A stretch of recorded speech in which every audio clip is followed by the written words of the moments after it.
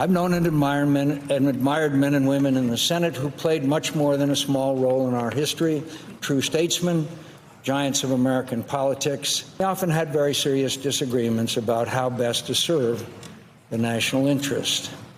But they knew that however sharp and heartfelt their disputes, however keen their ambitions, they had an obligation to work collaboratively to ensure the Senate discharged its constitutional responsibilities effectively.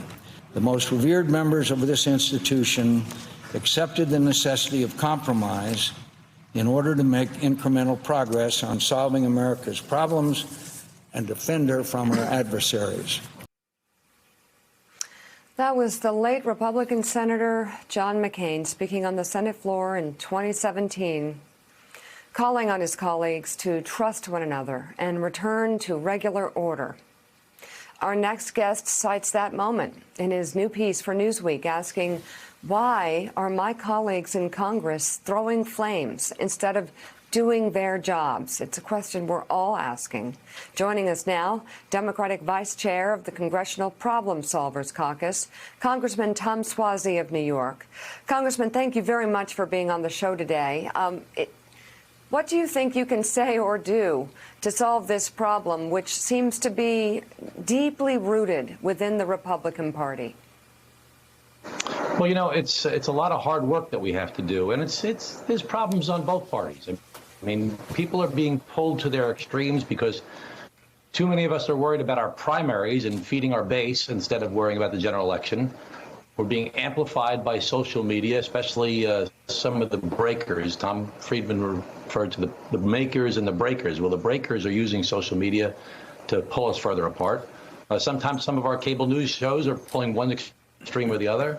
And most concerning, we have to be concerned about our foreign adversaries that are trying to sow civil unrest, get us to all hate each other and be against each other and talk in hyperbole and extremes. So we have to just constantly work at building relationships and seeing that we can disagree with our opponents, but we don't have to hold them in contempt.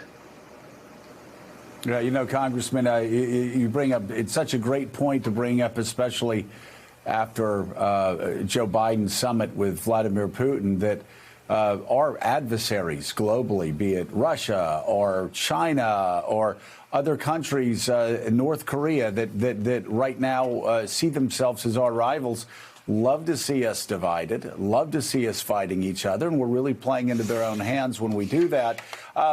You are part of a Problem Solvers Caucus. Mika talked about a problem with the Republican Party, but there actually are Republican members in that Problem Solvers Caucus. Talk about your relationships with them and what you all together are trying to do to move legislation forward that's bipartisan and for the good of this country. Well, let's let everybody know first, the Problem Solvers Caucus is 29 Democrats, 29 Republicans. We meet on a regular basis, you know, sometimes 2 or 3 times a week, and we try and find common ground with each other. And I have a lot of great personal relationships with the members of the caucus, both the Democrats and the Republicans. And even on things that we disagree upon, we've tried to build trust over the past several years to understand that while I disagree with you based upon, you know, how I was brought up, based upon what my district's like, based upon what my politics are, I know you're not coming from a bad place. You know, you really want to do what's good for the country. And we're working right now on a whole host of different things to try and bring us together, whether it's on infrastructure or whether it's on police reform. Every day we're working on different issues to try and find common ground with each other. Congressman, it's Willie Geist. As you point out in the piece, the reward system in politics these days and the incentives are for that kind of extremism that gets you attention, that gets you on a perhaps primetime cable news show, that gets you fundraising. I'm thinking, for example, of Kevin McCarthy going into an Oval Office meeting and coming out and having his campaign send out a message that said, I just met with the radical leftist president. We need your help to defeat him, et cetera, et cetera. So how do you break that cycle? How do you break the cycle of the more extreme I am, the more fire, you know, that I can light, the more gas I can put on the flames, the more money I raise, the higher my profile becomes, and the more power I hold? A big part of it is just identifying that the problem exists and why it exists. As you just said, the more extreme you are, the more online donations you get. The small donor donations, the more invitations you get on to primetime cable. The more rabid you are, the more followers you'll get on Twitter. Most Americans are really just, hey, can't you get along? Can't you work together? Can't you solve problems?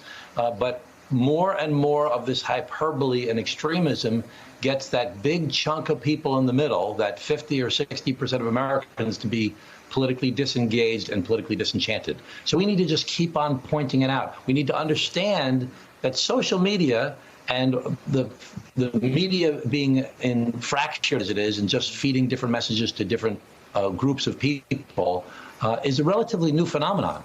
And as time goes on, we need to look at holding different platforms more accountable for promoting misinformation and disinformation.